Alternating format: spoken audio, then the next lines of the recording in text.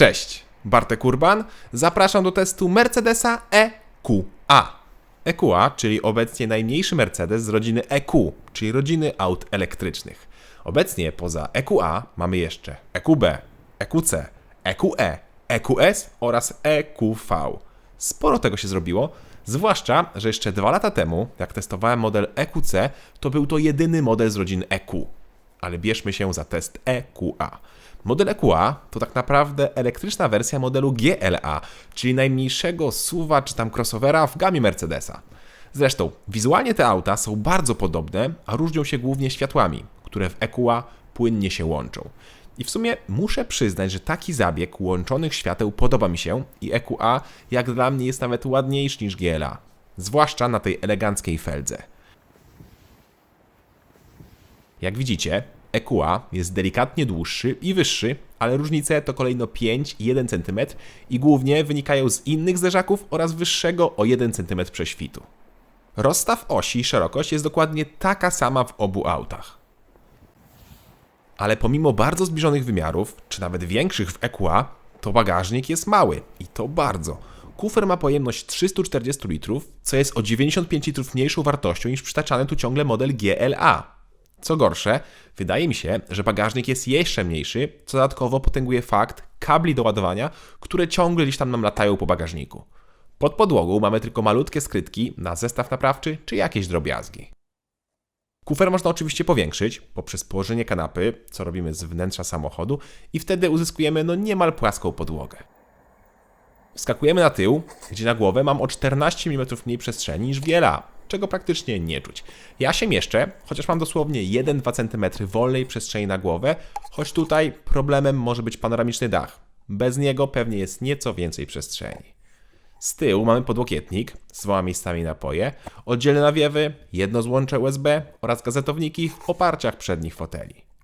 Foteli, które w opcji mogą być w pełni elektryczne i klasycznie dla Mercedesa obsługa jest na drzwiach. W sumie jest to wygodne i fajne.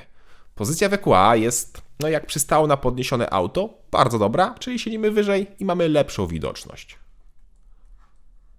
O ile z zewnątrz EQA i GLA różnią się od siebie, tak już wnętrza są niemal identyczne, a jedyne różnice to wskazania napędu elektrycznego na ekranach. Swoją drogą, 2 połączone ekrany nie wyglądają tak samo dobrze w podstawie, bo wtedy zarówno zegary cyfrowe, jak i ekran od multimediów jest dużo mniejszy i ma ogromne ramki, co wygląda dość słabo, żeby nie powiedzieć biednie. Ale grafiki i jakość ekranów jest naprawdę bardzo dobra. Auto ma kilka różnych motywów zegarów cyfrowych, a także niezliczone ilości zmian widoków i wskazań. Do tego główny, środkowy ekran możemy obsługiwać aż na 4 różne sposoby. Czyli możemy to robić z kierownicy, możemy to robić dotykiem po ekranie, możemy to robić za pomocą tego touchpada na środku tunelu środkowego, czy za pomocą głosu. Do wyboru, do koloru. Hej Mercedes, Słucham? opowiedz mi dowcip. Co robią budowlaniec z elektrykiem na scenie? Budują napięcie. System działa naprawdę sprawnie i ma bardzo ładne grafiki. Jednym z ciekawszych rozwiązań, które jest również w innych modelach, jest wykrywanie świateł na skrzyżowaniach i pokazywanie obrazu na ekranie środkowym. Czyli jak podjedziemy pod światła, to nie musimy się wychylać, tylko światła widzimy na ekranie. Pomysłowe i przydatne.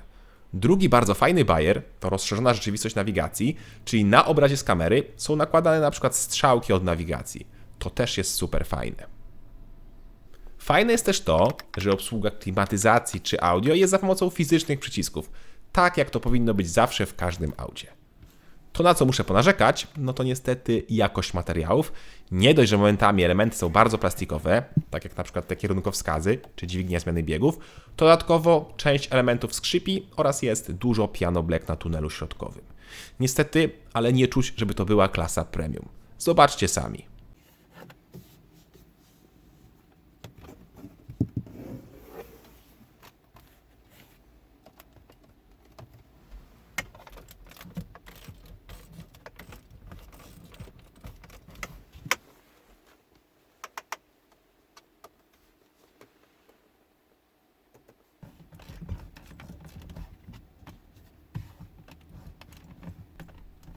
No niestety, to powinno wszystko być lepsze. A co jeszcze gorsze, to w moim egzemplarzu skrzypiała kierownica podczas obrotów, co w aucie elektrycznym jest jeszcze mocniej słyszalne. Przecież w elektryku panuje idealna cisza.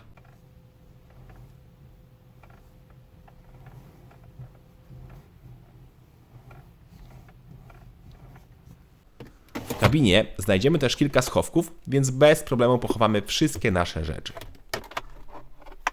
Dobra, to pora zajrzeć pod maskę, gdzie są od razu dwa moje pozytywne zdziwienia. Po pierwsze, podobnie jak w GLA, maska jest na siłownikach. A po drugie, silnik nie ma żadnej obudowy i jak ktoś się kompletnie nie zna, to pomyśli, że jest to zwykły silnik spalinowy. W sumie podoba mi się, że wszystko jest tak na wierzchu. Można ładnie podpatrzeć, co i jak jest połączone i zrobione.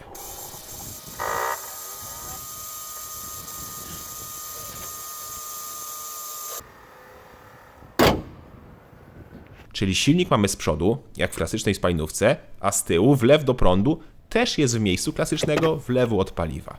Akumulatory natomiast są schowane w podłodze.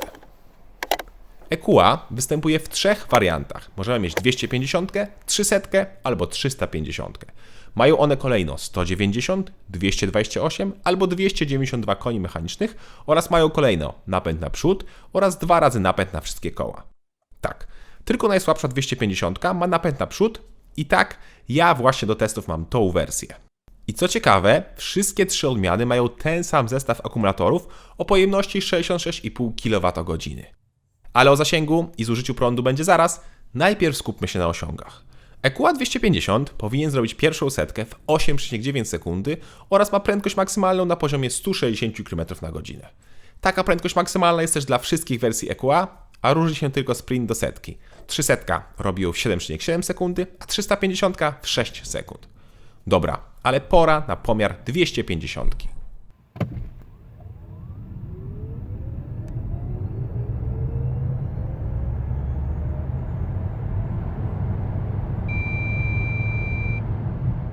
Mój wynik to 8,3 sekundy i był to powtarzalny wynik, czyli o 0,6 sekundy szybciej niż deklaruje producent. Taki czas w mieście w zupełności wystarcza, zwłaszcza, że moment jest dostępny od zera i mamy zawsze pełną moc.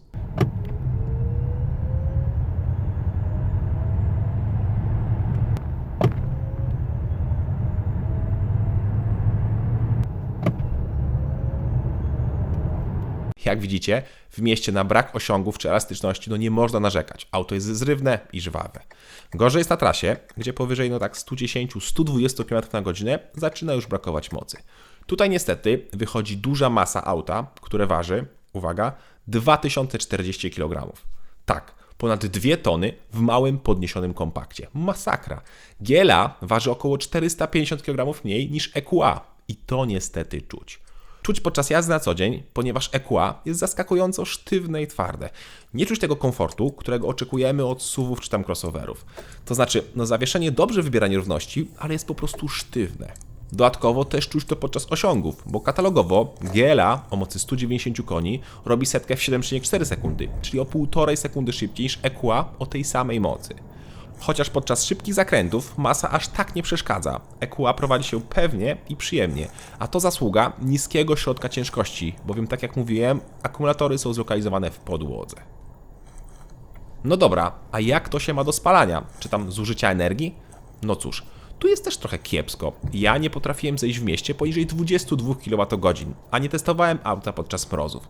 Cały czas było powyżej 5 stopni Celsjusza, a ja oscylowałem pomiędzy 22 a 26 kWh.